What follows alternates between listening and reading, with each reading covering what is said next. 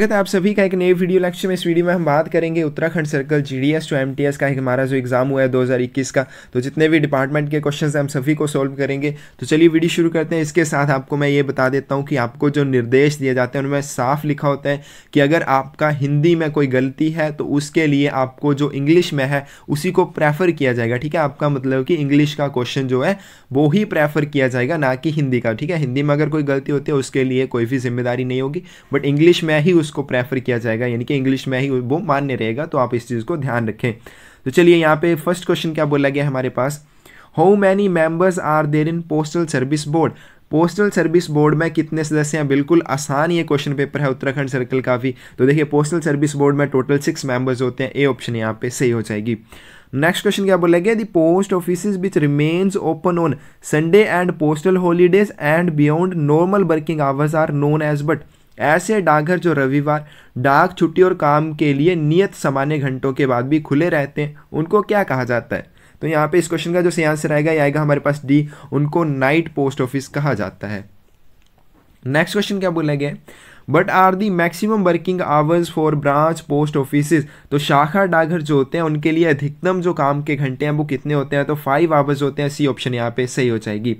Next question क्या बोला गया, letter boxes marked letters only are used for posting which kind of articles. तो ऐसे डाक हमारे पास ऐसे लेटर बॉक्सेस जिनके ऊपर लिखा होता है केवल पत्र, ठीक है, उनमें आप क्या क्या पोस्ट कर सकते हैं? तो यहाँ पे इस क्वेश्चन का सही आंसर होगा B, letters and postcards.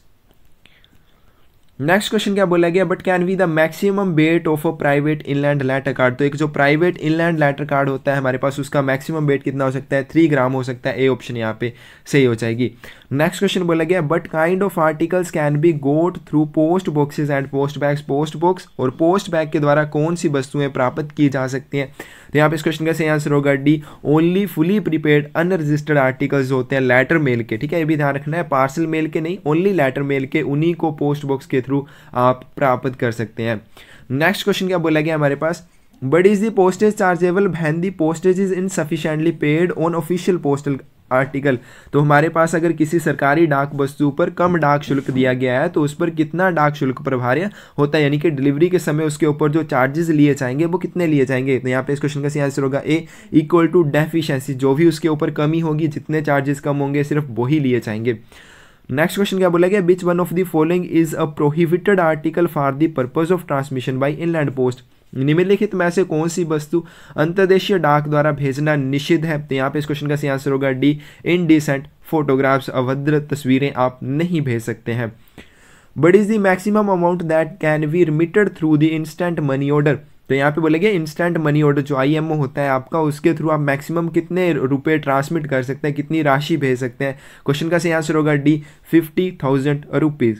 Next question बोलेगा, but is the full form of QR in the QR code. तो यहाँ पे बोलेगा कि QR की जो फुल फॉर्म होती है वो क्या होती है? जो आपका QR कार्ड होता है, आप बोलते हैं QR कार्ड है, उसमें जो QR होता है उसकी फुल फॉर्म क्या होती है? तो इसका सही आंसर हो जाएगा क्विक रिस्पॉन्स। तो यहाँ पे जो सही ऑप्शन आ जाएगी ये आ जाएगी हमारे पास बी। नेक्स्ट क्वेश्चन क्या बोला गया हमारे पास, but is the fee for recall of a postal article. किसी भी अगर डाक वस्तु को आप वापस मंगवाना चाहते हैं तो उसके लिए जो चार्जेस लगेंगे वो कितने लगेंगे? 6 रुपीज़ लगेंगे। बी ऑप्शन यहाँ पे सही हो जाएगी। But is the maximum weight of a book packet. एक बुक पैकेट का अधिकतम भार कितना हो सकता है? 5 किलोग्राम। सी ऑप्शन यहाँ पे सही हो जाएगी। नेक्स्ट क्वेश्चन क्या बोला गया, but is the maximum weight of a registered parcel booked in branch post office. तो BO में बुक किए जा सकने वाले किसी भी पार्सल का मैक्सिमम वेट जो कितना हो सकता है? 10 किलोग्राम हो सकता है। सी ऑप्शन यहाँ पे सही हो जाएगी। नेक्स्ट क्वेश्चन क्या बोला गया, but is the highest denomination of an Indian postal order. IPO जो होते हैं हमारे पास उनका हाईएस्ट डिनोमिनेशन जो है वो कितने रुपए का है? 100 रुपीज़ का आप IPO जो है वो ले सकते हैं। नेक्स्ट क्वेश्चन क्या बोला गया, the demerge charge on a value payable article is recovered from addressee after how many days. जो हमारे पास BP आर्टिकल होते हैं उनके ऊपर कितने दिनों के बाद विलंब शुल्क जो है लिया जाता है? तो क्वेश्चन का सही आंसर होगा बी, 7 दिन के बाद।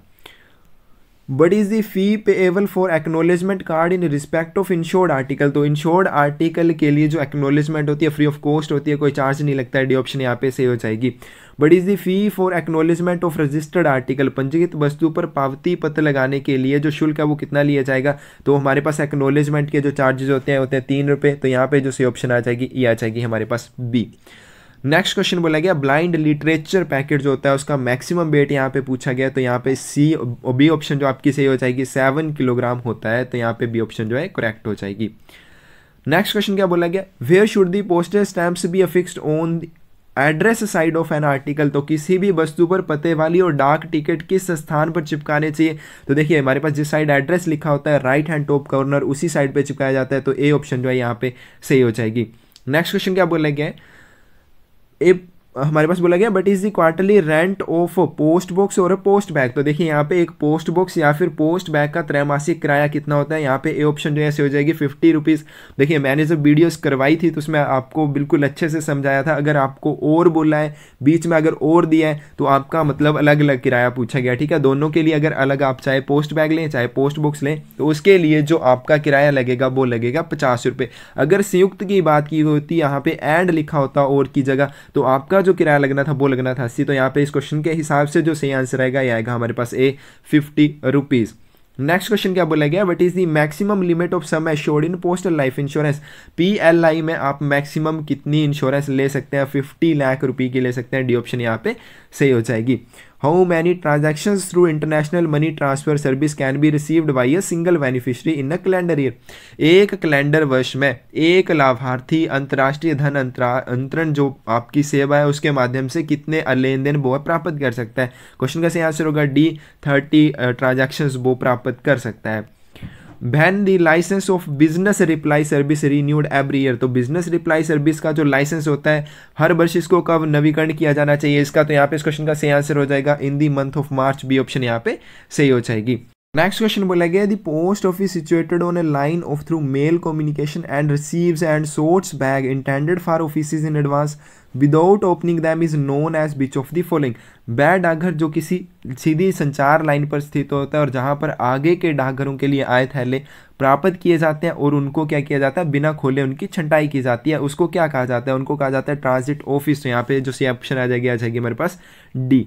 नेक्स्ट क्वेश्चन क्या बोला गया, Which of the following are traveling offices of railway mail service working on railway और river steamer lines, निम्न में से रेलवे मेल सर्विस के वे कौन से ट्रैवलिंग ऑफिस हैं जो रेल या स्टीमर लाइन पर काम करते हैं, तो उनको क्या कहा जाता है, ट्रांजिट सेक्शंस कहा जाता है, ए ऑप्शन जो है यहाँ पे सही हो जाएगी। नेक्स्ट क्वेश्चन क्या बोला गया है, D section of postal directorate which doesn't deal with any bags but only deals with the correspondence relating to procurement and distribution of bags is known as, but डाक निदेशालय का डी अनुभाग जो किसी प्रकार के बैगों से डील नहीं करता है परंतु क्या बोला गया कि केवल बैगों की खरीद और वितरण के पत्राचार से डील करता है, उसको क्या कहा जाता है, तो इसको कहा जाता है सेंट्रल बैग ऑफिस। तो यहाँ पे इस क्वेश्चन का सही आंसर हो जाएगा हमारे पास डी। नेक्स्ट क्वेश्चन क्या बोला गया, The trip from headquarters of the set towards its out station is called as, but किसी सेट के मुख्यालय से बाहरी स्टेशन की ओर की जाने वाली यात्रा को क्या कहा जाता है, तो इसको कहा जाएगा आउट ट्रिप, बी ऑप्शन जो है यहाँ पे सही हो जाएगा। नेक्स्ट क्वेश्चन यहाँ पे बोला गया SO slip is sent by which of the following, तो एसओ स्लिप जो होती है किसके द्वारा भेजी जाती है, तो देखिए सब पोस्ट ऑफिस के द्वारा इसको भेजा जाएगा और जब एचओ टू एसओ के लिए आता है तो इसमें एसओ डेली अकाउंट रहेगा अकाउंट बैग में, और जब सब ऑफिस इसको भेजेगा अकाउंट ऑफिस के लिए या हेड ऑफिस के लिए तो इसमें क्या रहता है, अपनी एसओ स्लिप रहती है, तो यहाँ पे जो सी ऑप्शन आएगी बी। नेक्स्ट क्वेश्चन क्या बोला गया है हमारे पास, a order prescribing changing in sorting list are issued by which of the following, तो ए ऑर्डर्स जो होते हैं किसके द्वारा निर्धारित किए जाते हैं, कौन इनको इशू करता है, superintendent of railway mail service, D option यहाँ पे सही हो जाएगी। नेक्स्ट क्वेश्चन क्या बोला गया है, The activity of arranging the articles with the address side upwards and addresses turned in the same direction is known as, but तो यहाँ पे बोला गया कि उस एक्टिविटी को क्या कहा जाता है जिसमें जितने भी एड्रेस साइड है उसको ऊपर की तरफ रखा जाता है और जितने भी पते होते हैं एक ही दिशा में बदल जाते हैं उसको कहा जाता है फेसिंग, तो यहाँ पे जो सही ऑप्शन आएगी ए। तो ये था हमारे पास उत्तराखंड सर्कल 2021 का हमारा जो MTS के एग्जाम का क्वेश्चन पेपर है, बहुत ही आसान क्वेश्चन इसमें पूछे गए, किसी क्वेश्चन का आंसर गलत लगे आप जरूर उस चीज़ के लिए कमेंट कीजिएगा। Thank you.